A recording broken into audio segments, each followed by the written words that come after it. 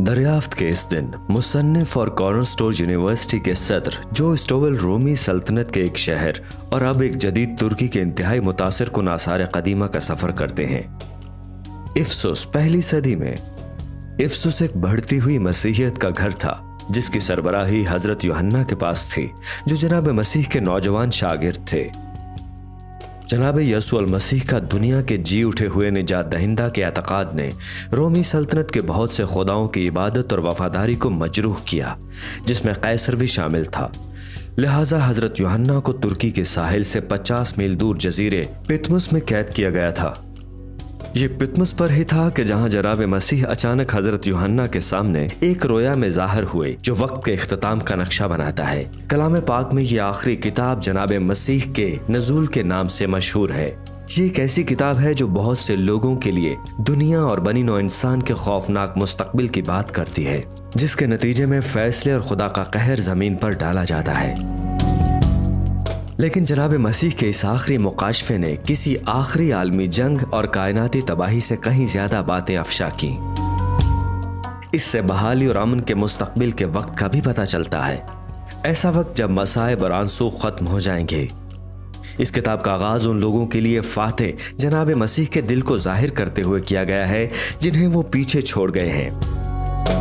जदीद तुर्की की हुदूद में पहली सदी की 7 गिरजाघरों को 7 जाती खतूत के साथ पहला खत इफ्सुस के कलीसिया को है।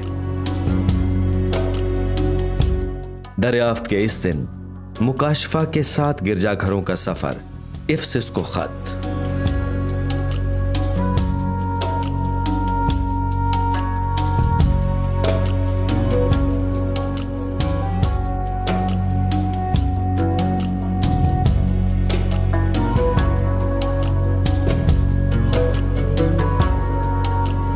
आज पूरी दुनिया से हजारों लोग इफ्सुस के इस कदीम शहर में तशरीफ लाते हैं। वो आते हैं अजीम शान रोशनियां देखने के लिए, पोते पोतियों के लिए टी शर्ट्स खरीदने और देवी अर्तमस की छोटी तस्वीरें खरीदने के लिए, जिसकी 2000 साल पहले यहां पूजा होती थी। मगर 2000 पहले लोग यहां पर बिल्कुल मुख्तलिफ मकसद लेकर आते थे। दुनिया के इस कोने पर बहुत सारे लोग आते थे क्योंकि उस वक्त का ये एक बहुत ही मयारी शहर था। समझिए उस वक्त का न्यूयॉर्क था, सिंगापुर था, पेरिस था या बीजिंग था। यह अर्तमस देवी की काफिराना इबादत का मरकज था। ज़ायरीन इस बहुत बड़े मंदिर में जमा हुआ करते थे और ये दुनिया के 7 अजायब में से भी एक था। और फिर इस शहर में जनाब मसीह के पैरोकारों का एक छोटा गिरोह भी था। यह हैकल हैरत अंगेज तौर पर इस काफिराना माहौल के दरमियान फल फूल रही थी। असल बात यह थी कि पौलुस रसूल यहां पर 2.5 साल रहे और हजरत यूहन्ना और तिमुथियुस भी। दिलचस्प बात यह थी कि वो खतूत जो जनाब मसीह ने एशिया के इस खित्ते को लिखे, उनमें से पहला खत जो उन्होंने लिखा वो खत था इसी कलीसिया को इस शहर में, यानी कि इफ्सुस के। कि जो कुछ तू देखता है उसको किताब में लिखकर 7 कलीसियाओं के पास भेज दे, यानी इफ्सुस और समुरना और पिरगमुन और थुआतीरा और सरदीस और फिलाडेल्फिया और लुदीकिया में। मैंने उस आवाज देने वाले को देखने के लिए मुंह फेरा जिसने मुझसे कहा था, और फिर कर सोने के 7 चिरागदान देखे, और उन चिरागदानों के बीच में आदमजात सा एक शख्स देखा जो पांव तक का जामा पहने और सोने का सीना बंद सीने पर बांधे हुए था। इफ्सुस के कलीसिया के फरिश्ते को ये लिख के, जो अपने दाहिने हाथ में सितारे लिए हुए है और सोने के 7 चिरागदानों में फिरता है, और तेरा सब्र तो जानता हूं, और ये भी कि तू बदों को देख नहीं सकता, और जो अपने आप को रसूल कहते हैं और है नहीं, तूने उनको आजमाकर झूठा पाया, और तू सब्र करता है और मेरे नाम की खातिर मुसीबत उठाते उठाते थका नहीं। मगर मुझको तुझसे ये शिकायत है कि तूने अपनी पहली सी मोहब्बत छोड़ दी।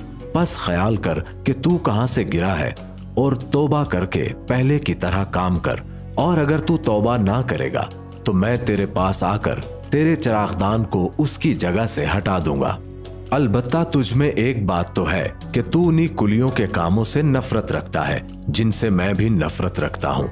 जिसके कान हो वो सुने कि रूह कलीसियाओं से क्या फरमाता है। जो गालिब आए मैं उसे उस जिंदगी के दरख्त में से जो खुदा के फिरदौस में है फल खाने को दूंगा। ये उन शानदार कदीम खंडरात में से एक है जिसको देखने के लिए पूरी दुनिया से यहाँ लोग आते हैं। मगर इब्तदाई मसीही जो यहाँ से गुजरते थे उनके लिए एक लाइब्रेरी थी, दुनिया की एक बहुत बड़ी लाइब्रेरी जो उन्हें यकीन दिलाती थी कि यह उनके लिए एक बड़ा फिक्री मरकज भी है। जब वो इन महराबों से गुजरते थे तो वो ऊपर से नविश्तों को देखते थे कैसर ऑगस्टस के लिए जो कि खुदा था, और ये उन्हें बादशाहों की इबादत की याद दिलाता है जिसने उनकी जिंदगियों में बहुत तनाव पैदा किया। और उसके बाद यहाँ इस मकाम पर कहबा खाना था जो कि उन्हें जिनसी बेहयाई की याद दिलाता है, जो कि उस मुआशरे की इखलाकी बेरहरवी की एक बहुत बड़ी दलील के तौर पर वाज़ेह है। लेकिन इन महराबों के अंदर असल काम वहीं पर हुआ करते थे, इस शहर का बाजार यानी कि अगोरा। अगोरा इफ्सुस का सबसे अहम तजारती मरकज था। यह एक बड़े मुरब्बे की शक्ल में था जिसके चारों अतराफ 3 दरवाजों से घिरे हुए थे। मैं सेल्स लाइब्रेरी से गेट से दाखिल हुआ हूं। अगोरा के 3 अतराफ को एक दालान ने घेर रखा था जिसमें उस तजारती मरकज में कारोबार करने वाली दुकानें कायम थीं। इफ्सुस एक बंदरगाह वाला शहर था और पूरी दुनिया से मशहूर सामान यहां आता और इसी जगह पर फरोख्त किया जाता था। कोई शहर हमें यह नहीं बताता है कि रोमी सल्तनत के इब्तदाई मसीहियों की जिंदगी कैसी थी जिस तरह इफ्सुस शहर बताता है। इफ्सुस दौलतमंद शहर था, यह एक बड़ी बंदरगाह के किनारे पर कायम था, लिहाजा लफ्जी तौर पर पूरी दुनिया से आने वाले ताजिर अपने जहाज इस बंदरगाह पर खड़ा करते थे और इस शहर को मुख्तलिफ अकसाम के साजो सामान से भर देते थे जिसकी लोगों को तमन्ना हुआ करती थी। जमीनी रास्ते से तिजारत भी इफ्सुस के शहर में आकर हुआ करती। तो ये इफ्सुस एक अमीर शहर था और ये कसीरुल नस्ली था। यहाँ पूरी दुनिया से लोग रहते थे जिसमें यहूदी, गैर यहूदी और फारसी भी थे, और उनमें से ज़्यादातर काम जो कि ज़्यादा अहम थे यहीं पर हुआ करते थे, यानी अगोरा में, जो कि यहाँ का बाजार था। अगोरा दूर दराज इलाकों से आने वाले मसालाजात की खुशबूदार महक से भरा होता था। खूबसूरत रंगों के मलबूसात जो बने हुए थे यहाँ लाकर फरोख्त किए जाते थे। लोग यहाँ समाजी तौर पर जमा होते थे। मेरा मतलब है ये वाकई कभी ना बंद होने वाले शॉपिंग मॉल की तरह था। तो यूं समझ ले कि ये इफ्सुस का मरकज था और इसके अलावा रोमी सल्तनत के तमाम बड़े शहरों का भी तिजारती मरकज यही था। तो यहाँ पर मुआशरती रवाबत और मुआशरे में अपने मकाम के हिसाब से लोगों के मेल जोल और रवाबत होते होंगे, जिनमें इब्तदाई मसीही भी होंगे। एक चैलेंज ये था कि उन्हें अगोरा के दरवाजे पर बहुत मुश्किल पेश आती थी वह इसमें दाखिले के लिए। तो दाखिले की एक सबसे बड़ी शर्त यह हुआ करती थी कि उन्हें थोड़ा सा बखौर लेना पड़ता था बादशाह के साथ अपनी वफादारी को साबित करने के लिए, जो खुदाई का दावेदार था, और बखौर जलाने वालों में डालना पड़ता था। मसीहियों को यह मुश्किल लगता था, तो उन्हें ना सिर्फ बाजार और अगोरा के लिए बल्कि जिंदगी की बहुत सारी बुनियादी ज़रूरतों के लिए भी मजबूरन ऐसा करना पड़ता था। यह उनके लिए बहुत बड़ा चैलेंज था।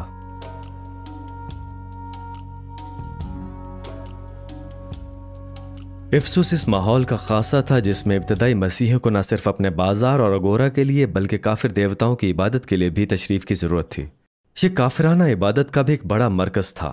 इफ्सुस में ही तकरीबन 14 मंदिर मौजूद थे जिसमें काफिराना देवी देवताओं की पूजा होती, मगर उनमें से कोई भी अर्तमस देवी के मंदिर जैसा नहीं था। अर्तमस देवी कदीम दौर में जरखेजी और जिंदगी की मालिक समझी जाती थी। इस खित्ते पर उसका राज और बेशतर रोमी सल्तनत दरअसल 1000 कबल जनाब मसीह में शुरू हुई थी और इफ्सुस उसकी इबादत का सदर मकाम था। यह हैकल दुनिया के 7 अजायबात में से एक थी। जरा सोचिए कि यह फुटबॉल के मैदान से भी बड़ा था और फुटबॉल के मैदान से ज्यादा लंबा और वसी था। यहां पर संगे मरमर के 127 बड़े पैमाने के सुतून कायम थे। मेरा मतलब है कि यह एक बयान था और तमाम लोग हैकल में पूजा करते थे। दर हकीकत अर्तमस की इबादत ने जिंदगी और मुआशरे के तकरीबन हर पहलू, यहां तक के बैंकारी और तिजारत में भी काबू पा लिया था।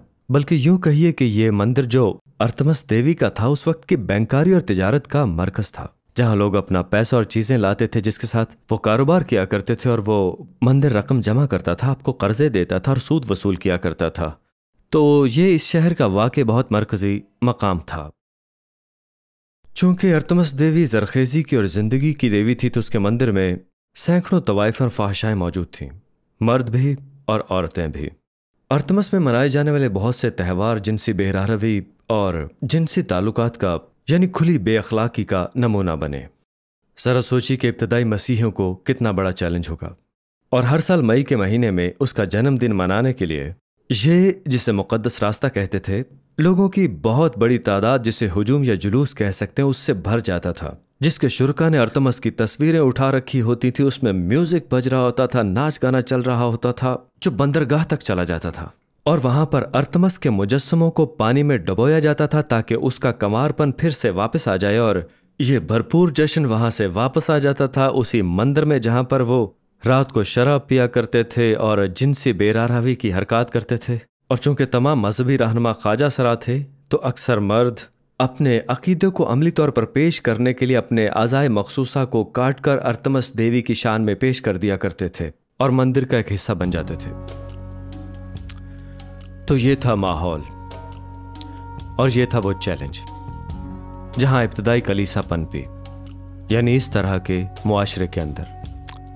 मगर फिर भी ये चैलेंज उससे बड़ा नहीं जितना कि काफिराना देवी या बादशाह की इबादत पर मजबूर करना था, और यह काम भी यहीं पर इसी शहर में हुआ करता था।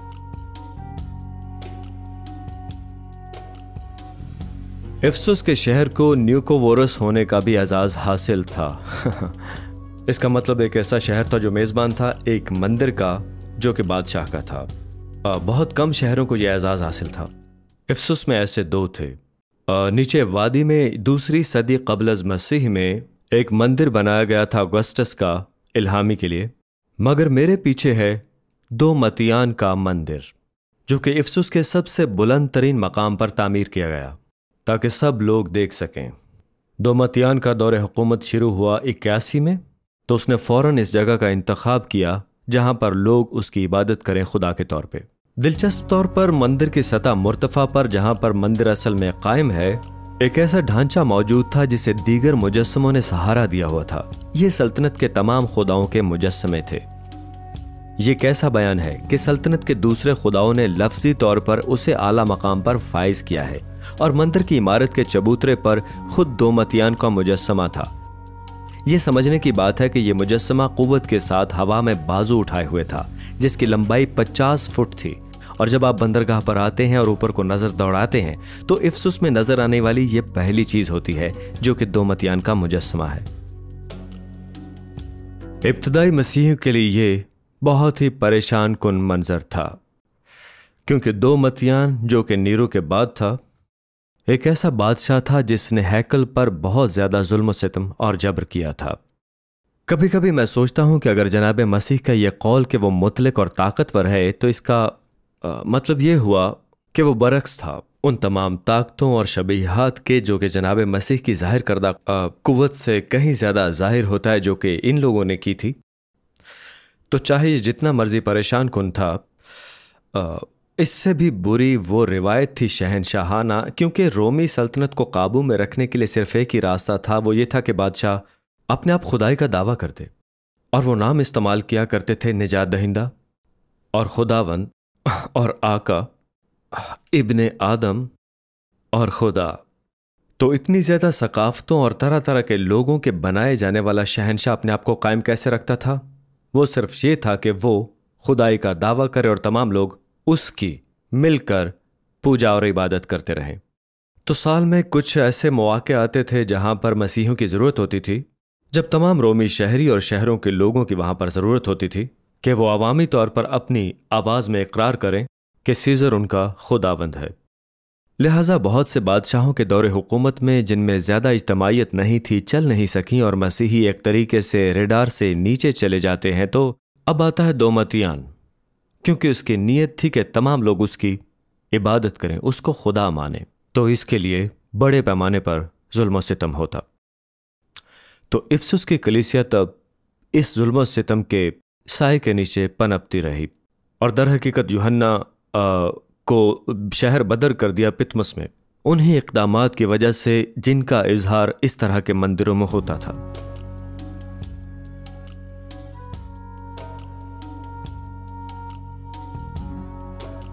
इब्तदाई मसीहियों के लिए एक और परेशान कुन हकीकत शैतानों और शैतानों की सरगर्मी की मौजूदगी थी। उनके ज्यादातर मजहबी रहनुमा देवीर देवताओं के पुजारी थे, और वो अक्सर उनके हक में ही बात किया करते थे। यहाँ इफसुस में वो तवाम में मुकीम रहा करते थे। उनके मजहबी रहनुमा अजीब व गरीब किस्म के ढोंग रचाते, मोजज़े किया करते थे, अपने दुश्मनों पर जादू टूना और तावीज़ गंडे करते थे, और जुनून में आकर पूजा करने वालों को कोड़े भी मारे जाते थे यहाँ, जो मसीह के लिए एक बहुत बड़ी निशानी थी कि शैतान और शैतानी ताकतें अपनी पूरी कुव्वत के साथ यहाँ कार फरमा थीं। लिहाजा जब पौलुस ने इफिसियों को खत लिखा, जो कि इफिसियों बाब 6 में है, क्योंकि हमें खून और गोश्त से कुश्ती नहीं करना है, बल्कि हुकूमत वालों और इख्तियार वालों और इस दुनिया की तारीकी के हाकिमों और शरारत की उन रूहानी फौजों से जो आसमानी मकामों में हैं। वो उनका मतलब समझ गए और उन्होंने उसे संजीदगी से लिया।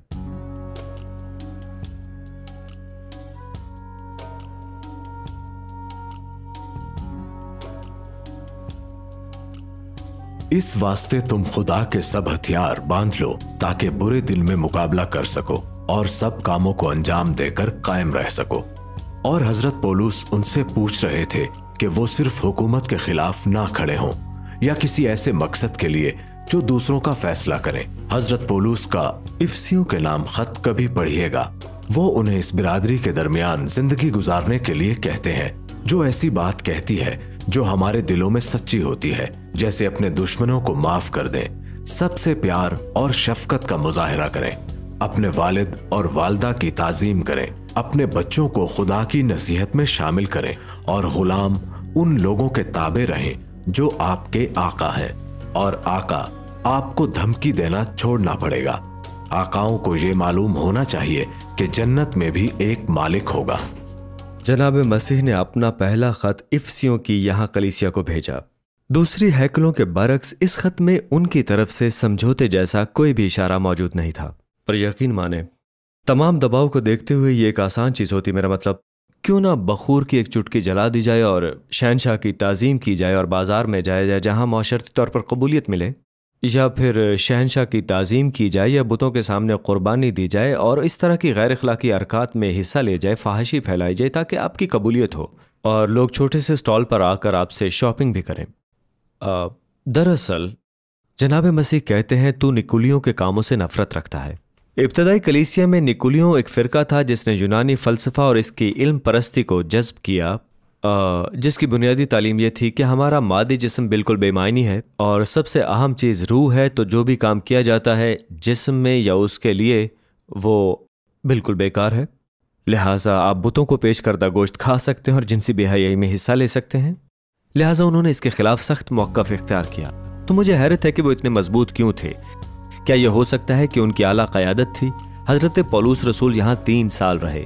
इब्तदाई 6 महीनों में उन्होंने यहूदी इबादत खाने में तालीम दी, लेकिन यहूदियों की मज़ाहमत बहुत बुरी थी कि वो टर्नेस के हाल में चले गए। ये खुली जलसागाह थी जहाँ यूनानी मुफक्कर और फिलासफरों ने अपना सामान बेचा और हर रोज़ वहाँ तालीम देते। सुबह के 11 से लेकर दोपहर के 4 बजे तक, पूरे 2.5 साल, यानी तमाम दुनिया को इसका इल्म हो जाए कि जी उठे जनाब मसीह की ताकत क्या है। वो अलहदा होने में इतने मुअस्सर थे कि सोनारों ने हंगामा बर्पा कर दिया। सोनार अर्तमस के ये छोटे छोटे मुजस्समे बनाते थे जो लोग खरीदते थे, फिर उन्हें अपने घरों में रखते थे और इसकी वहाँ पर पूजा करते। मगर इफिसुस के इब्तदाई मसीहियों का तासुर इस कदर ताकतवर था कि उन्होंने अपना कारोबार खोना शुरू कर दिया और इसी तरह उन्होंने हंगामा बर्पा कर दिया और पूरा शहर हंगामा आराई के लिए एक नारे लगाना शुरू कर दिए, अर्थमस इफिसियों की देवी, अर्थमस इफिसियों की देवी। और उन्होंने वहाँ हजरत पौलुस के कुछ ग्रोहों को घसीटा भी और वो हजरत पौलुस को भी वहाँ घसीटने के लिए तैयार हो गए। कौन जानता है कि उस फसाद में उनके साथ कैसा सलूक किया जाता। यहाँ तक कि शहर का गवर्नर आया और उसने कहा कि इस मामले को निमटने के लिए हमारे पास अदालतें मौजूद हैं। तो कहा जाता है कि ये कलीसिया वाकई बहुत ताकतवर थी। तो जनाब मसीह ने उन पर गुलदस्ते फेंके आगाज किया, मैं तेरा काम और तेरी मुशक्कत और तेरा सब्र तो जानता हूं, और ये भी कि तू बदों को देख नहीं सकता जो अपने आप को रसूल कहते हैं और वो है नहीं। तूने उनको आजमा कर झूठा पाया। मेरा मतलब है कि आप और मैं उन्हें साल की बेहतरीन कलीसिया के तौर पर वोट देंगे। पर तब जनाब मसीह ने कहा, मगर मुझको तुझसे ये शिकायत है। मैं कभी ये नहीं चाहूंगा कि जनाब मसीह मुझसे ये कहें, मगर मुझको तुझसे ये शिकायत है कि तूने अपनी पहली सी मोहब्बत छोड़ दी। यहाँ लफ्जी तौर पर पहले से मतलब पहले या पहली तरजीह है, जो कि मेरे लिए बहुत अहम चीज है। अब मैं सोचता हूं कि उन तमाम हैरान कुन कामों के बावजूद जो वो एक कलीसिया के तौर पर कर रहे थे, अगर जनाब मसीह उनसे कहते हैं तुम वो काम इसलिए नहीं कर रहे कि तुम मुझसे मोहब्बत करते हो, कलीसिया तुम्हारे लिए है महज एक आदत, बल्कि ये एक मंसूबा है, एक काम है, एक फरीजा है जो कि अदा करना ही है। ये इस पर कायम रहने और वफादार होने की तरह से है, मगर तुम ये इसलिए नहीं करते कि तुम्हें मुझसे मोहब्बत है। ये मोहब्बत नहीं, एक तरह की मजदूरी है। ये बगैर यकीन के काम की तरह है और आखिर में ये बहुत खुश्क हो जाता है, बल्कि उकता देने वाला बन जाता है। जनाब मसीह खबरदार करते हैं कि अगर तुमने इसको नहीं बदला, मैं तेरे चिराग को उसकी जगह से हटा दूंगा। जिसका मतलब यह हुआ कि बगैर मोहब्बत के मजदूरी करना, फिर चाहे जितनी भी अच्छी क्यों ना हो, अपना असर खो बैठती है।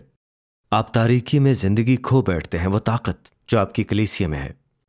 मुझे लगता है जनाब मसीह हमें बताना चाहते हैं कि वो चाहते हैं हमारे साथ एक राबता, महज एक रवैया नहीं, महज एक फर्ज नहीं। कभी कभार मेरी बीवी अपनी दोस्तों के साथ शॉपिंग पर जाती है तो उसकी गैर मौजूदगी में मैं कोई काम ना होने की वजह से सोचता हूं कि क्यों ना मैं किचन को साफ कर दूं। तो मैं बहुत अच्छी तरह से उसको साफ कर देता हूं, बहुत मेहनत करता हूं, तो आखिर में किचन बहुत ज्यादा साफ सुथरा हो जाता है। तो जब वो घर वापस आती है और देखती है तो कहती है कि जो तुम्हें क्या जरूरत थी इसको साफ करने थी, मैं घर वापस आकर कर देती। तो मैं कहता हूं कि मैं शादी के इदारे पर बहुत यकीन रखता हूं, इसलिए नहीं, इसका कोई फायदा नहीं है। आप बस उसकी आंखों में देखें और उससे कहें कि मैं तुमसे मोहब्बत करता हूं, तुमसे ज्यादा मुझे इस दुनिया में कोई भी अजीज नहीं, इसलिए। और ये मेरी मोहब्बत का इजहार था और यही जनाब मसीह चाहते हैं। तो वो उनसे कहता है कि वो तौबा करें, और अगर वो तौबा करें तो वो वही काम करेंगे जो उन्होंने पहले किए थे। जिसका मतलब है कि अगर आप जनाब मसीह से मोहब्बत करें और वो काम करें जो कि वो आपसे चाहते हैं, तो जब आप कलीसिया से बाहर होंगे तो तब भी आपका रवैया वही होगा जो कि अंदर था। आप गरीबों की फिर से परवाह करने लग जाएंगे, उन गरीबों और मसाकीन के साथ रहम और शफकत से पेश आएंगे जिनको शहर से बाहर फेंका गया। उन तमाम लोगों की मदद करना शुरू कर दें जिनको आपकी ज़रूरत है, और शायद अपने दुश्मनों को भी माफ़ कर दें। तो जनाब मसीह भी हमसे यही चाहते हैं। मुझे लगता है कि इसका जदीदा तलाक मौजूद है क्योंकि यह अब बहुत ज़्यादा आसान है। तो काम मत करें, फ़र्ज अदा मत करें, जो करें जनाब मसीह की मोहब्बत में करें। हमारे सारे काम उनकी रज़ा के लिए हों, यही वो हकीकत में हमसे चाहते हैं।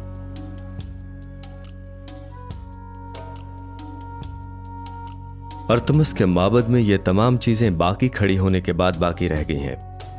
262 में जब गोठों ने इफसुस को लूटा तो उन्होंने इस हैकल को तबाह कर दिया, और रोमन सल्तनत के ईसाईयत को देखते हुए यह दोबारा कभी तामीर नहीं हुआ था। और इसी तरह से दुनिया के अजायब में से एक बहुत अहम अजूबा खत्म हो गया।